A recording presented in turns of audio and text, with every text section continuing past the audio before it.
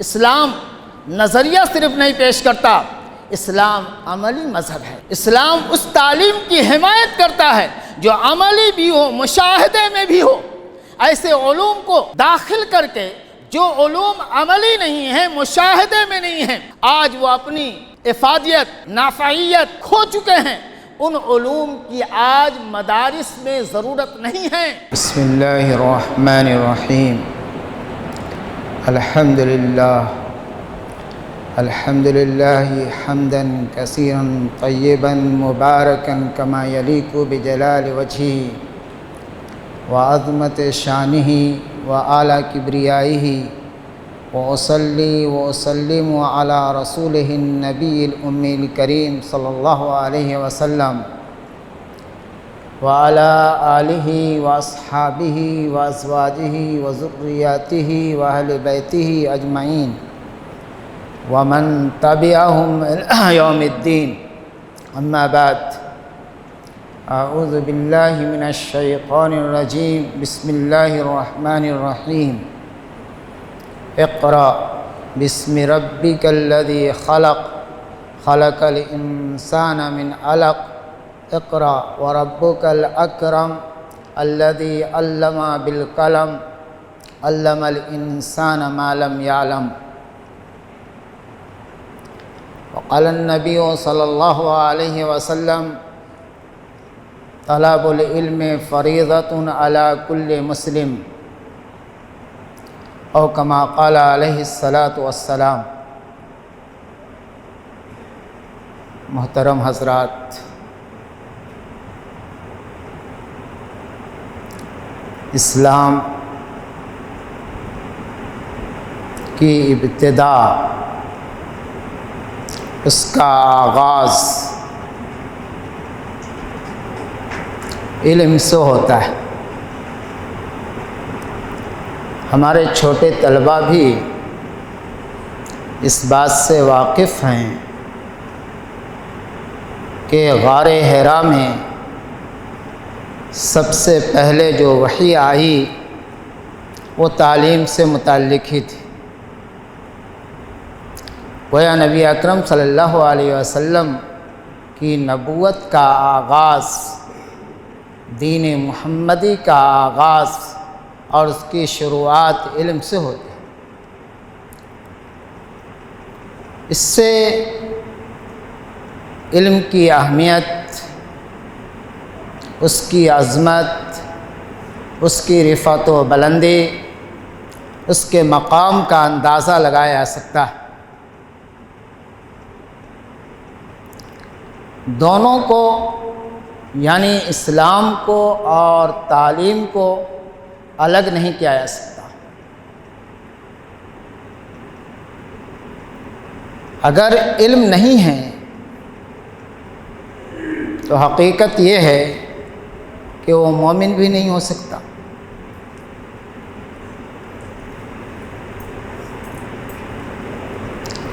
مفکر اسلام سید ابو العالیٰ مودودی رحمۃ اللہ علیہ نے لکھا ہے کہ ایک مومن اور غیر مومن کے درمیان بنیادی فرق علم کا ہے۔ ایک مومن اور غیر مومن کے درمیان بنیادی فرق علم کا ہے۔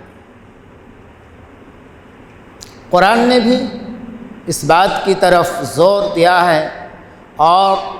استفہامی انداز میں بیان فرمایا ہے، جو بلاغت کا خاص اسلوب ہے۔ هل يستوي الذين يعلمون والذين لا يعلمون، صاحب علم اور جو صاحب علم نہیں ہیں وہ کیا برابر ہو سکتے ہیں؟ ہر انسان کی فطرت کی آواز یہ کہتی ہے کہ یہ دونوں برابر نہیں ہو سکتے۔ صرف اس آیت کی تفسیر اور توضیح کی جائے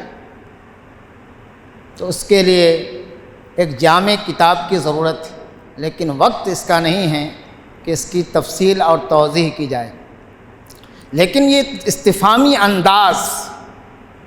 ہر انسان کو سوچنے پہ مجبور کرتا ہے کہ قرآن نے جو اسلوب اختیار کیا ہے اور جو بلاغی اسلوب ہے، واقعہ یہ ہے، حقائق یہ ہیں کہ یہ دونوں برابر نہیں ہو سکتے، کسی پہلو سے یہ برابر نہیں ہو سکتے،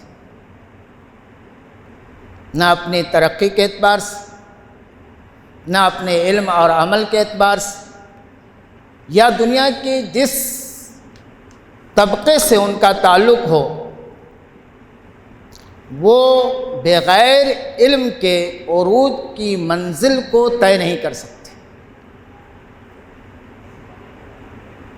یہی وجہ ہے کہ دور نبوت سے ہی علم کی جو اٹھان شروع ہوئی اور نبی اکرم صلی اللہ علیہ وسلم نے صحابہ کرام کو جو علوم کی طرف متوجہ فرمایا، جو ہمارے لیے اس بات میں بھی اسوہ ہے اور پوری دنیا انسانیت کے لیے نبی اکرم صلی اللہ علیہ وسلم کا احسان ہے کہ آپ صلی اللہ علیہ وسلم نے اور بعد میں بھی آپ کے ماننے والوں نے دنیا کے جو ارباب علم و فن تھے اور دنیا کے جتنے علوم تھے، ان میں کسی قسم کا کوئی تعصب اختیار نہیں کیا۔ بدر کے قیدیوں کے تعلق سے جو لوگ سیرت کا مطالعہ کرتے ہیں جانتے ہیں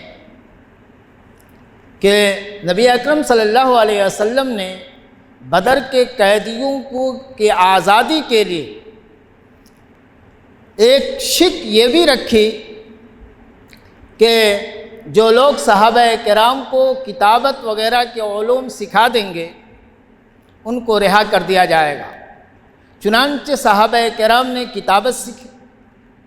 ان سے جو قیدی بن کر کے آئے تھے اور وہ مسلمان نہیں تھے، تو اللہ کے رسول صلی اللہ علیہ وسلم نے اسلام کا جو بنیادی اصول ہے خذ ما صفا دع ما قدر، اس بنیادی اصول کے اعتبار سے آپ نے پوری زندگی گزاری ہے، اور اصحاب رسول نے بھی، تابعین نے بھی، تبع تابعین نے بھی، بعد کے ادوار میں بھی ہم دیکھتے ہیں ابو جعفر منصور، ہارون رشید، مامون، اور یہ وہ خلفاء ہیں جنہوں نے کسی قسم کا کوئی تعصب اختیار نہیں کیا ہے دوسرے علوم کو حاصل کرنے میں۔ اس لیے اگر ہمارے کسی علوم کے حصول کے لیے ہمارے مرکزی اداروں کو اساتذہ کی فراہمی نہیں ہو پاتی ہے، تو اسلام کی تعلیم کے اعتبار سے ہمیں یہ روشنی ملتی ہے کہ ہم غیروں سے بھی استفادہ کر سکتے ہیں۔ آپ دیکھیے تاریخی اعتبار سے کہ دور بنو امیہ میں مختلف زبانوں سے تراجم کا آغاز ہو گیا تھا اور انہوں نے بغیر کسی تعصب کے ترجمہ شروع کر دیا تھا،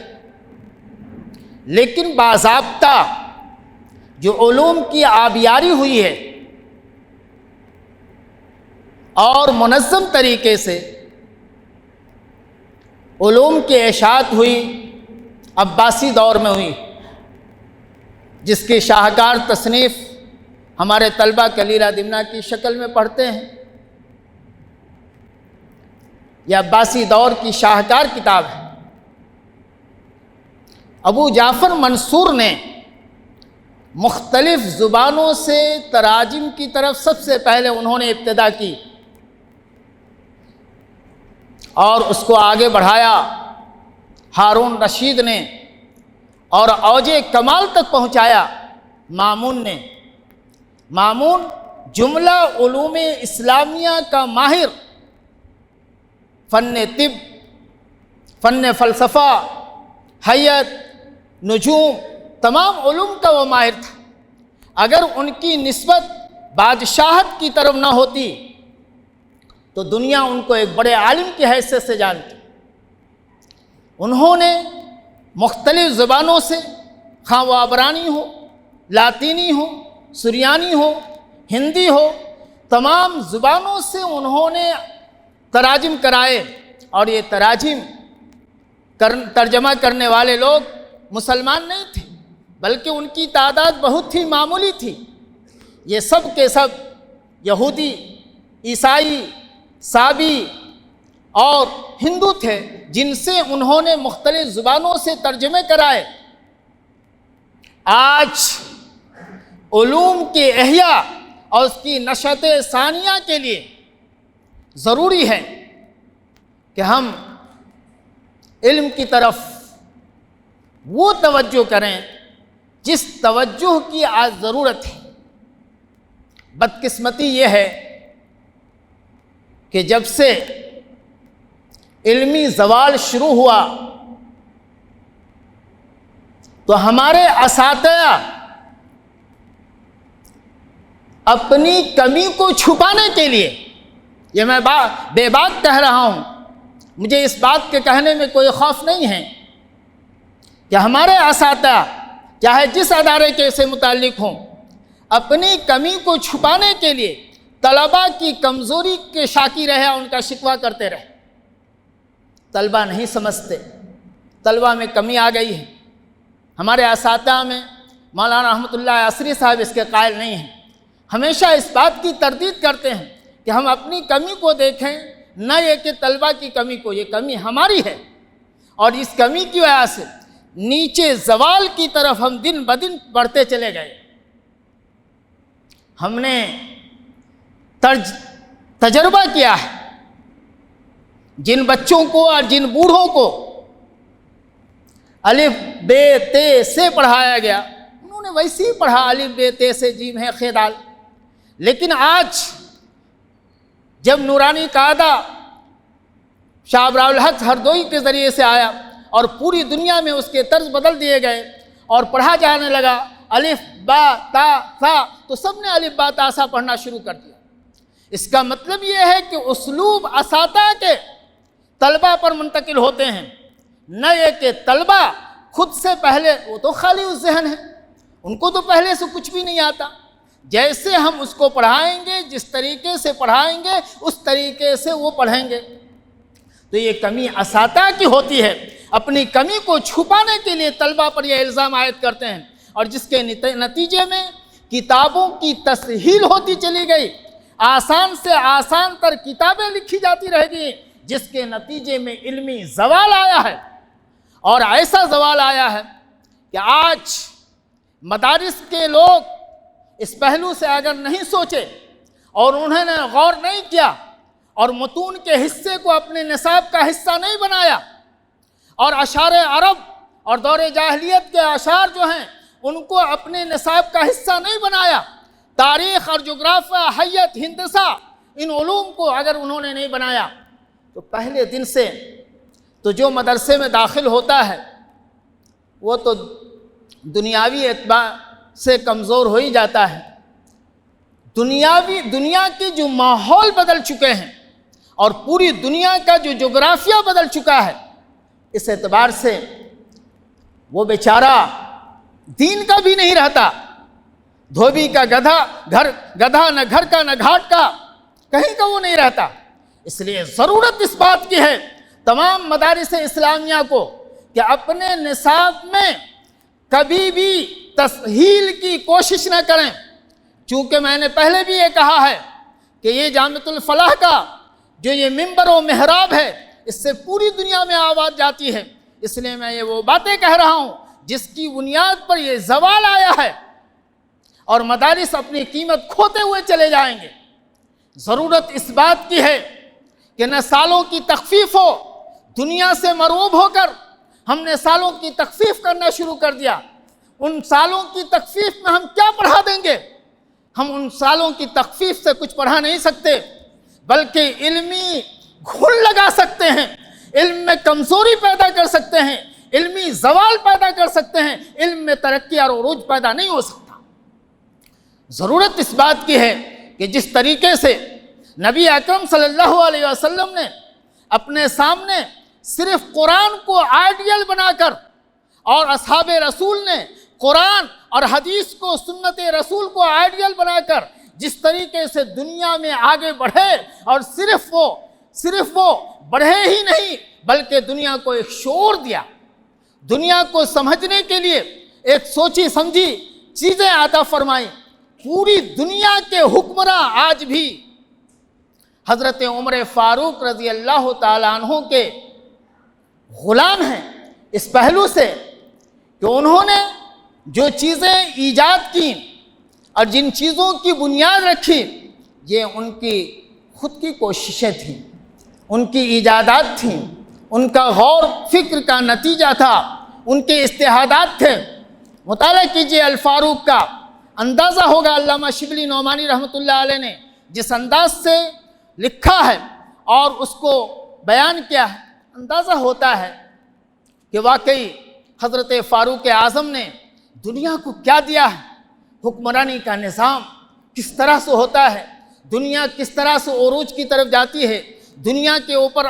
غلبہ، تسلط، اقتدار کس طریقے سے حاصل ہوتا ہے۔ حضرت عمر فاروق رضی اللہ تعالیٰ عنہ کی زندگی میں وہ ساری چیزیں نظر آتی۔ بیک وقت وہ مجتہد بھی ہیں، بیک وقت وہ دنیا کے بہترین مثالی عادل حکمراں بھی ہیں، اور دنیا اس کی نظیر اور مثال نہیں پیش کر سکتی۔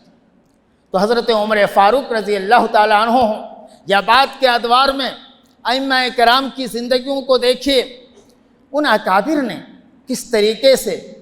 علوم اسلامیہ اور پھر علوم اسلامیہ کے بعد جو عملی اور مشاہدے کے علوم ہیں، ان علوم کی طرف کوششیں کی ہیں۔ اسلام نظریہ صرف نہیں پیش کرتا، اسلام عملی مذہب ہے۔ اسلام اس تعلیم کی حمایت کرتا ہے جو عملی بھی ہو، مشاہدے میں بھی ہو۔ ایسے علوم کو داخل کر کے جو علوم عملی نہیں ہیں، مشاہدے میں نہیں ہیں، آج وہ اپنی افادیت، نافعیت کھو چکے ہیں۔ ان علوم کی آج مدارس میں ضرورت نہیں ہے۔ آج مدارس کو ان علوم کی ضرورت ہے جن علوم کے ذریعے سے دنیا میں ہم غلبہ، تسلط، اقتدار حاصل کر سکتے ہیں۔ قرآن کہتا ہے یرفع اللہ الذین آمنوا والذین اوتوا العلم درجات، جو مومن ہیں، جو علم والے ہیں، انہیں درجہ بلندی حاصل ہے۔ لیکن کیا زمینی حقائق یہ ہیں؟ زمینی حقیقت تو یہ ہے کہ آج مدارس میں پڑھنے والے کو جاہل سمجھا جاتا ہے، ان کی سندوں کی وہ کوئی حیثیت نہیں ہے، اس کی کوئی اہمیت نہیں ہے، ان کی سندوں کو ردی کی ٹوکری کے برابر سمجھا جاتا ہے اور اس کو کوئی اہمیت نہیں دی جاتی۔ اس معاشرے میں، جس معاشرے سے ہمیں چیلنج ہے، اس معاشرے میں جن سے ہمیں آنکھوں سے آنکھیں ملا کر کے باتیں کرنی ہیں، اس معاشرے میں ہماری کوئی حیثیت نہیں ہوتی، تو کیسے حیثیت ہوگی؟ ہمیں ان علوم کے احیاء کی ضرورت ہے، ان علوم کی نشاط ثانیہ کی ضرورت ہے، جن علوم کے ذریعے سے انسان عروج کی منزلوں کو طے کرتا ہے، جن کے ذریعے سے انسان آگے بڑھتا ہے۔ وہ علوم ہیں بنیادی طور پر قرآن، قرآن، حدیث، اصول حدیث، بلاغت، معنی، بدیع، نحو، صرف، یہ بنیادی علوم ہیں۔ ان کے بعد اگر مدارس میں کوئی چیز ایسی داخل کر دی گئی جو نصاب میں تو نظر آتی لیکن عملی طور پر وہ چیزیں نظر نہیں آتی، صرف نظریاتی طور پر لکھ دیے جاتے ہیں، اختیارات کی کوئی دخل نہیں ہے دنیا کے اندر۔ اختیاری کوئی چیز ہوتی ہے، مستقل بھی ذات جو چیزیں ہوتی ہیں وہ اپنی افادیت رکھتی ہے، جو چیزیں اختیاری رہتی ہے وہ فطری طور پر، نفسیاتی طور پر انسان اس کو قبول نہیں کرتا۔ جو چیزیں مستقل بھی ذات ہوتی ہے انسان چاہے نہ چاہے اس کو قبول کر لیتا ہے۔ اس لیے ضرورت اس بات کی ہے کہ ہم اپنے جو سال مدارس کے سال چل رہے ہیں، اگر ہم ان دوئی کی تقسیم کے قائل نہیں ہیں، ہندوستان کے دو مفکر، کس نے پہلے لکھا یہ مجھے معلوم نہیں، لیکن دونوں مفکر کی رائے ایک ہی نقطے پر آ کر کے رک جاتی ہے۔ مفکر اسلام سید ابو الحسن علی حسنی ندوی رحمۃ اللہ علیہ اور مفکر اسلام سید ابو العلا مودودی رحمۃ اللہ علیہ، دونوں مفکر کی رائے یہ ہے کہ ہم علم کی تقسیم کے قائل نہیں ہیں، علم کی دوئی کے قائل نہیں ہیں، اسلام اس کا قائل ہی نہیں ہے۔ پہلی جو آیتیں سورہ اقرا کی میں نے پڑھی ہے، اس میں بھی جو بنیادی طور پر جو چیزیں کہی گئی ہیں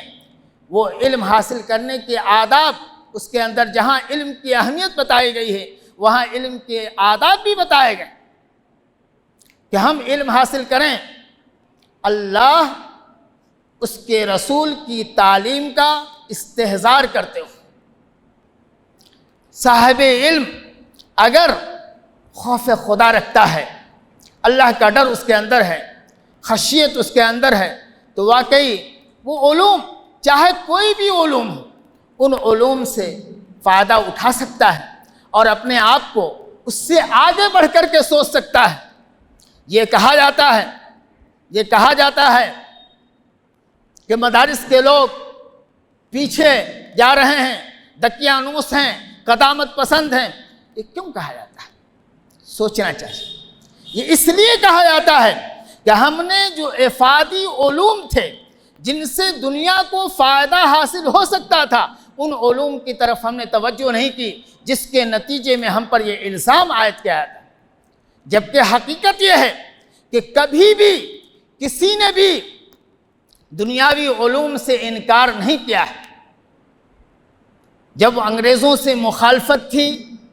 تو انگریزوں کی مخالفت کی بنیاد پر انگریزی تعلیم کو ایک وقت کے لیے علماء نے حرام قرار دیا تھا، لیکن جب اس کے نقصانات کا علم ہوا کہ اس سے زیادہ اس کے نقصانات ہیں تو پھر علماء نے غور کیا اور اس علوم کی طرف جو ان کے اس فن کے ماہر تھے ان سے رجوع کیا۔ ہندوستان کے بڑے عالم جو اس وقت جواہر القرآن کے مصنف، جامعہ سلفیہ بنارس کے شیخ الحدیث، جامعہ عمر آباد دارالسلام کے شیخ الحدیث مولانا عبید الرحمن عاقل رحمانی لکھتے ہیں کہ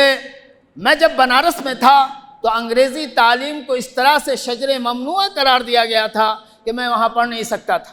لیکن جب عمر آباد میں آیا تو پھر میں نے اس کو سیکھا اور اس کو حاصل کیا۔ ہندوستان کے حکیم الاسلام مولانا قاری محمد طیب صاحب رحمۃ اللہ علیہ لکھتے ہیں کہ علماء دیوبند کبھی بھی انگریزی تعلیم کے مخالف نہیں رہے، لیکن بدقسمتی سے چونکہ یہ انگریزی تعلیم اپنے دامن میں مغربی تہذیب کو لے کر کے آئی تھی، اس لیے علماء صالح کے باوجود یہ ناممکن تھا کہ اس علوم کو اس زمانے کے اندر جو نفرت کی فضا تھی اس دور میں قبول کر لیتے۔ تو حالات ہوتے ہیں اور حالات کے اعتبار سے انسان کے اندر تبدیلی آتی ہے۔ فقہی ضابطہ ہے کہ حالات کے اعتبار سے احکام میں تبدیلیاں آتی ہیں، جو اجتہادی احکام ہیں ان احکام میں تبدیلی آتی رہتی ہے۔ آج ضرورت اس بات کی ہے کہ ہم دونوں علوم، بعض مدارس نے عصری اور دینی علوم کا پرچار کیا ہے، لیکن حقیقت یہ ہے کہ عصری علوم کے نام پر صرف انہوں نے انگریزی کو داخل کیا ہے۔ صرف 2-3 ادارے اس میں کچھ اور اضافہ اور اس کے اندر توسیع کی، جس میں سر فہرست جامعۃ الفلاح ہے، عمر آباد ہے، مدرسۃ الاصلاح ہے، ندوۃ العلماء میں بھی صرف انگریزی ہے۔ تو ان علوم کی جو افادیت ہے موجودہ وقت میں اور جو سائنس کی بنیاد اور اس کی ترقی کا ذریعہ بنے رہے ہیں اور جن علوم کی نسبت آج مغرب کی طرف کی جا رہی ہے، حقیقت یہ ہے کہ ہمارے اکابر نے ان علوم کی بنیاد رکھی ہے اور ان کی علوم سے اگر استفادہ کیا ہے تو صرف وہ استفادہ ہی نہیں کی بلکہ اس کو نئی جہت عطا کی، نیا رخ دیا۔ وہ زمانے سے کبھی بھی پیچھے نہیں رہے، زمانے کے ساتھ نہیں رہے، بلکہ زمانے سے کئی سو سال آگے رہے ہیں۔ ہمارے طلبہ جانتے ہیں، ہمارے فقہا جانتے ہیں کہ ہمارے فقہا نے آج سے 1300 سال پہلے جن مسائل کا اجتہاد کیا تھا، ان مسائل کے اجتہاد پر آج پوری اسلامی عمارت قائم ہے اور اس پر عمل ہو رہا ہے۔ زمانے کے ساتھ نہیں، زمانے سے کئی سو سال آگے وہ چلتے ہیں۔ علماء زمانے کے حالات کے رخوں کو بدلنا جانتے ہیں۔ علماء کے اندر اگر یہ تبدیلی نہیں آئی جس طریقے سے ہمارے اکابر نے یہ کیا تو ہم زوال کے شکار ہوتے چلے جائیں گے، اور ایک دن وہ وقت آئے گا کہ جس طریقے سے یہ میں بات شرح صدر کے ساتھ کہہ رہا ہوں کہ ہندوستان کے نقشے میں بھی اور دنیا کے نقشے میں بھی اگر یہ تبدیلیاں نہیں آئی اور موجودہ جو مفید علوم ہیں ان مفید علوم کو مدارس نے داخل نہیں کیا، مثلا علم ہندسہ، علم جغرافیہ، علم تاریخ، علم طب، علم نجوم وغیرہ جو ضروری علوم ہیں، علم ریاضی، یہ سارے علوم ضروری ہیں، اپنی نافعیت کو باقی رکھے ہوئے ہیں، اور جن کی بنیاد پر سائنس کی بنیاد ہے اور جن کی بنیاد پر دوسری قومیں ترقی کر رہی ہیں، اگر ان علوم کو ہم نے آج نہیں داخل کیا تو پھر صرف ہمارے دینی علوم کی بنیاد پر وہ قدردانی آج نہیں رہی کہ ان قدردانی کی بنیاد پر علماء کو ہاتھوں ہاتھ لیا جا رہا ہو۔ ہم دیکھ رہے ہیں اپنے معاشرے کو، اپنے سماج کو، کہ جن بزرگوں نے پوری زندگیاں وقف کر رکھی تھی، جن بزرگوں نے دینی خدمات کے لیے اپنا سارا اثاثہ لٹا دیا تھا، ان کی قدر و قیمت دنیا میں کیا ہے؟ وہ کوڑی کے دام کے برابر نہیں ہے، ان کی قیمت آج کچھ بھی نہیں ہے۔ لہذا ضرورت اس بات کی ہے کہ ہمارے علماء ایک طرف علوم دینیہ کے بھی ماہر ہوں اور دوسری طرف علوم عصریہ کے بھی ماہر ہوں۔ مولانا مودودی رحمۃ اللہ علیہ نے جو آج عرب غلام بنا ہوا ہے اور مختلف ٹکڑوں میں بٹ چکا ہے، یہ حالت نہ ہوتی اگر مولانا مودودی رحمۃ اللہ علیہ کی رائے پر یہ حضرات عمل کر لیے ہوتے۔ مولانا نے اس زمانے میں شاہ فیصل رحمۃ اللہ علیہ کو کہا تھا کہ پوری دنیا کے دماغوں کو جمع کر لیجئے تو عرب کی جو مرکزیت ہے وہ باقی رہے گی، لیکن شاہ فیصل رحمۃ اللہ علیہ کے لیے وہ وقت نہیں آیا کہ دنیا کے دماغوں کو وہ جمع کرتے، دنیا کے وہ ماہرین کو جمع کرتے، دنیا کے فنون علوم کے ماہرین کو جمع کرتے، اور جس کی بنیاد پر اس کی مرکزیت باقی رہتی اور وہ مغرب کے محتاج نہ ہوتے، وہ امریکہ کے محتاج نہ ہوتے، وہ لندن برطانیہ کے محتاج نہیں ہوتے، آج غلامانہ زندگی گزارنے پر قانے نہ ہوتے۔ انہوں نے غور نہیں کیا اور وہ وقت نہیں آیا، بعد کے حکمرانوں میں وہ باتیں بھی نہیں رہی جن کی بنیاد پر اس پہلو کی طرف غور کرتے۔ تو ضرورت اس بات کی ہے کہ اللہ تبارک و تعالیٰ نے ہمیں وہ موقع عنایت فرمایا ہے کہ ہر مدرسہ ساری پابندیوں کے باوجود، میری اس بات کو تمام مدارس کے لوگ یاد رکھیں کہ ہر مدرسہ تمام پابندیوں کے باوجود ایک اسٹیٹ کی حیثیت رکھتا ہے۔ جس طرح سے ایک اسٹیٹ کے کال پرجے ہوتے ہیں اور پورا نظام اور سسٹم ہوتا ہے، اسی طریقے سے ہر مدرسہ خود مختار ہے اور اس کے پورے نظام ہیں، اس کے سسٹم ہیں۔ قصاص کے علاوہ، حدود کے علاوہ مدارس کی چہار دیواری میں وہ کیا نافذ نہیں کر سکتے؟ وہ چاہیں تو کیا نہیں کر سکتے؟ اگر وہ کرنا چاہیں اور کرنا چاہیں تو یقیناً کر سکتے ہیں۔ وسائل کی دنیا میں کمی نہیں ہے، وسائل خود پیدا ہو جاتے ہیں۔ اگر اداروں کے ساتھ تین باتیں ہو گئیں کہ اس کا تعلیمی معیار اونچا رہا، اس کے پڑھنے پڑھانے اور اس کے منتظمین میں اخلاص رہا اور اس کی مالیات کا حساب بہتر رہا، تو یہ ادارے کبھی بند نہیں ہوں گے۔ یہ جملہ شاہ ابرار الحق صاحب ہردوئی نے کہا تھا کہ اگر مدارس میں تحریکات میں یہ تین باتیں ہوں، اخلاص اور جس مقصد کے لیے وہ تحریکات اور وہ ادارے قائم کیے گئے اس کا معیار بلند ہو اور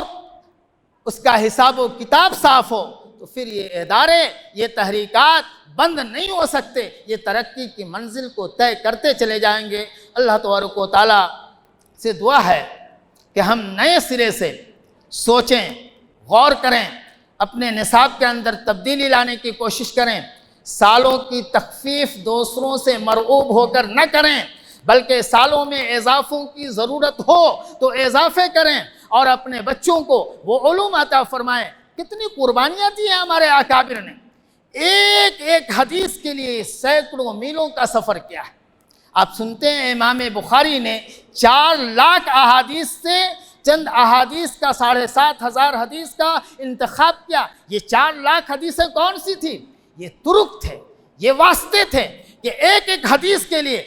کئی لوگوں سے کئی واسطوں سے اس کو حاصل کرنے کی کوشش کی، اور جو سب سے عمدہ، جو سب سے بہتر واسطہ تھا اس کو امام بخاری نے اپنی کتاب میں نقل کر دیا۔ تو یہ وہ طریقے ہیں، قربانیاں دی ہیں، مشقتیں برداشت کی ہیں۔ میرے پاس وقت نہیں ہے کہ میں اکابر کی قربانیوں کا تذکرہ کروں۔ آج کے اس خطبے میں میرا پیغام یہ ہے کہ اپنے اندر تبدیلی لائیں، حالات کی تبدیلی کے رخوں کو پھیرنے کی کوشش کریں، اس پر بہنے کی کوشش نہ کریں، بلکہ اپنے آپ کو آگے جس طریقے سے ہمارے اکابر نے 1300 سال کے لیے نبی اکرم صلی اللہ علیہ وسلم نے کتاب الفتن کی جو روایتیں ہیں یہ قیامت تک کے لیے آپ نے 1400 سال پہلے بتا دیا ہے، ہمیں غور کرنا چاہیے، اس پہ عمل کرنا چاہیے۔ اللہ تبارک تعالیٰ ہمیں نئے سرے سے غور کرنے کی توفیق دے۔ وَأَقُولُ قَوْلِي هَذَا وَاسْتَغْفِرُ اللَّهَ لِي وَلَكُمْ وَلِسَائِرِ الْمُسْلِمِينَ مِنْ كُلِّ ذَنبٍ وَأَتُوبُ إِلَيْهِ۔